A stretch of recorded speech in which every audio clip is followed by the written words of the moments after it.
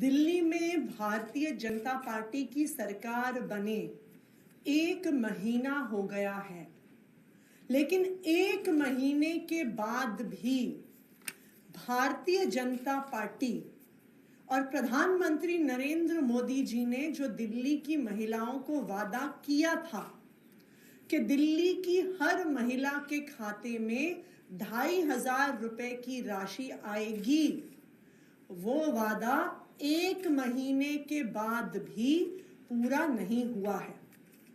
चुनाव से पहले प्रधानमंत्री नरेंद्र मोदी जी ने कहा था कि बीजेपी सरकार की पहली कैबिनेट की बैठक में 2,500 रुपए की स्कीम पास होगी, लेकिन नहीं हुई। प्रधानमंत्री नरेंद्र मोदी जी ने कहा था कि 8 मार्च को दिल्ली की हर महिला के खाते में 2,500 रुपए की राशि जमा हो जाएगी, उनके खाते तक पहुंच जाएगी। लेकिन मोदी जी की ये गारंटी भी झूठी साबित हुई। 8 मार्च आया, 8 मार्च गया, पैसा आना तो दूर की बात है। 8 मार्च को 2,500 रुपए की स्कीम का रजिस्ट्रेशन तक शुरू नहीं हुआ। एक झुंझुना मिल गया दिल्ली की महिलाओं को कि एक 4 मंत्रियों की कमेटी बन गई, अब कमेटी फैसला करेगी। इस देश में हर व्यक्ति जानता है कि किसी भी चीज को ठंडे बस्ते में डालने का तरीका होता है। एक कमेटी बना दीजिए और कमेटी सालों सालों तक उस मुद्दे को लेके बैठी रहेगी। आज मैं भारतीय जनता पार्टी की दिल्ली सरकार से 4 सवाल पूछना चाहती हूं।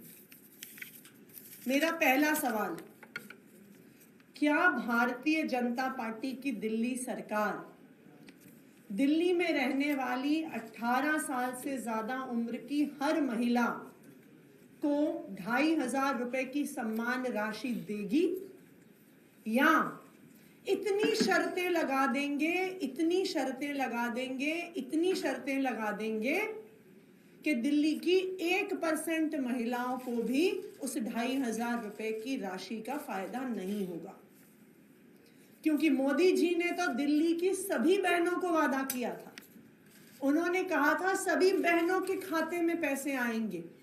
तो मेरा भारतीय जनता पार्टी से पहला सवाल, क्या वो दिल्ली की 48 लाख 18 साल से ज्यादा उम्र की महिलाओं को 2,500 रुपए देंगे या नहीं देंगे? मेरा भारतीय जनता पार्टी की दिल्ली सरकार से दूसरा सवाल, आपकी ये कमेटी बनाए हुए 12 दिन हो गए, आपको सुबह से लेके शाम तक अरविंद केजरीवाल जी और आम आदमी पार्टी को गाली देने का समय तो मिलता रहता है, लेकिन 12 दिन में दिल्ली की महिलाओं को 2,500 रुपए देने के लिए आपने कोई भी फैसला नहीं लिया। तो मैं भारतीय जनता पार्टी से ये पूछना चाहती हूं कि 12 दिन से आपकी ये कमेटी क्या कर रही है, क्या फैसला लिया आपने? भारतीय जनता पार्टी की दिल्ली सरकार से मेरा तीसरा सवाल, 2,500 रुपए महीने का रजिस्ट्रेशन किस तारीख से शुरू होगा? और चौथा और सबसे जरूरी सवाल, दिल्ली की सब महिलाओं के खाते में 2,500 रुपए किस तारीख को आएंगे? आज दिल्ली की सभी महिलाएं इन 4 सवालों के जवाब चाहती हैं। आप क्या हर महिला को 2,500 रुपए देंगे, या फिर से मोदी जी का वादा झूठा साबित होगा? दूसरा सवाल, ये जो झुंझुना कमेटी का दिया, 12 दिन हो गए कमेटी बने, आपने दिल्ली की महिलाओं के लिए क्या फैसला लिया? तीसरा सवाल, 2,500 रुपए की स्कीम का रजिस्ट्रेशन कब शुरू होगा? और चौथा सवाल, 2,500 रुपए कब से दिल्ली की महिलाओं के खाते में आने शुरू होंगे? ये सवाल दिल्ली की सभी महिलाएं भारतीय जनता पार्टी की दिल्ली सरकार से और प्रधानमंत्री नरेंद्र मोदी जी से पूछना चाहती हैं, वरना अब दिल्ली की महिलाओं को लग रहा है कि मोदी जी ने उनको झूठ बोल दिया, मोदी जी ने उनसे झूठा वादा कर दिया और उन्होंने मोदी जी के इस झूठे वादे पर विश्वास करके गलती कर दी। Thank you. इसके अलावा एक एमओयू साइन होना था आयुष्मान योजना को लेकर के 18 तारीख को, वो भी टल गया है। भारतीय जनता पार्टी की जो दिल्ली सरकार है, उनके पास एक ही काम है, सुबह से लेकर रात तक उन्हें अरविंद केजरीवाल जी को गालियां देनी है, आम आदमी पार्टी को गालियां देनी है। उसके लिए उनके पास बहुत समय है।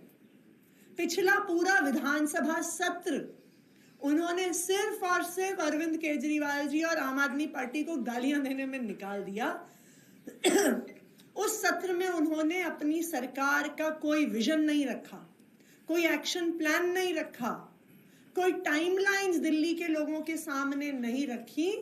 सिर्फ और सिर्फ अरविंद केजरीवाल को और आम आदमी पार्टी को गाली देने का काम किया। बजट सत्र शुरू होने वाला है, आम आदमी पार्टी की क्या रणनीति होगी 24 से बजट सत्र है, या बजट को लेकर आप लोग की क्या उम्मीद है, क्या चाहते हैं? हम यही चाहते हैं कि दिल्ली के बजट में जो वादा मोदी जी ने दिल्ली की महिलाओं को किया कि दिल्ली की महिलाओं को 2500 रुपए हर महीने हर महिला को मिलेंगे, इस वादे को पूरा करना हम चाहते हैं कि दिल्ली सरकार करे। किसानों का जो प्रोटेस्ट था उसको खत्म कराया गया रात खनौरी और शंभू बॉर्डर से, उसको लेकर क्या कहेंगे? आम आदमी पार्टी हमेशा से किसानों के साथ खड़ी रही है। जब भारतीय जनता पार्टी ने 3 काले कानून पास किए तो आम आदमी पार्टी किसानों की हर मांग के लिए उनके संघर्ष में उनके साथ खड़ी रही।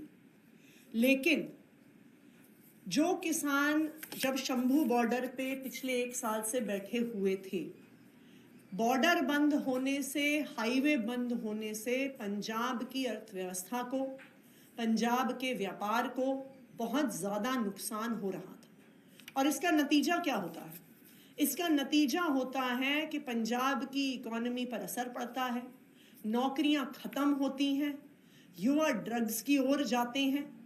और आम आदमी पार्टी की पंजाब सरकार ने ड्रग्स के खिलाफ, नशे के खिलाफ एक युद्ध छेड़ा हुआ है और उस युद्ध के तहत ज़रूरी है कि पंजाब की अर्थव्यवस्था, पंजाब में व्यापार, पंजाब में नौकरियां बढ़ें।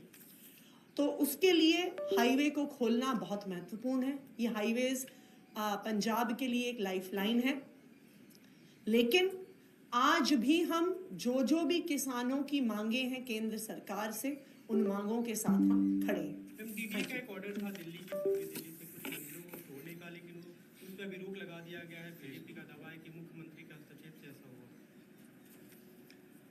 पहले भारतीय जनता पार्टी मंदिर तोड़ने का ऑर्डर देती है, फिर भारतीय जनता पार्टी अपनी पुलिस भेजती है, फिर भारतीय जनता पार्टी अपने डीडीए के बुलडोजर भेजती है। और जब वहां के लोग देर रात को सड़कों पे उतर जाते हैं तो कहते हैं नहीं नहीं नहीं नहीं, नहीं हमने नहीं भेजा, हम तो रोक रहे हैं। पुलिस किसकी थी? भारतीय जनता पार्टी की थी। वहां पे सीआरपीएफ किसकी थी? भारतीय जनता पार्टी की थी। वहां पे बुलडोजर किसके थे? भारतीय जनता पार्टी के थे।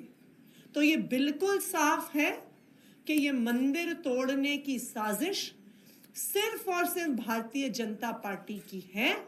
और जब उनकी ये साजिश दिल्ली के लोगों के सामने आ गई तो वो नौटंकी कर रहे हैं, झूठ बोल रहे हैं।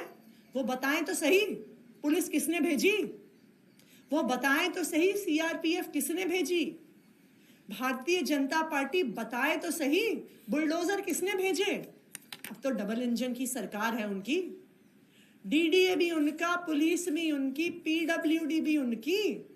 तो किसने भेज दिए बुलडोजर? किसने मंदिर तोड़ने के लिए पुलिस भेज दी? ये भारतीय जनता पार्टी की साजिश है और अब उनकी पोल दिल्ली वालों के सामने खुल गई।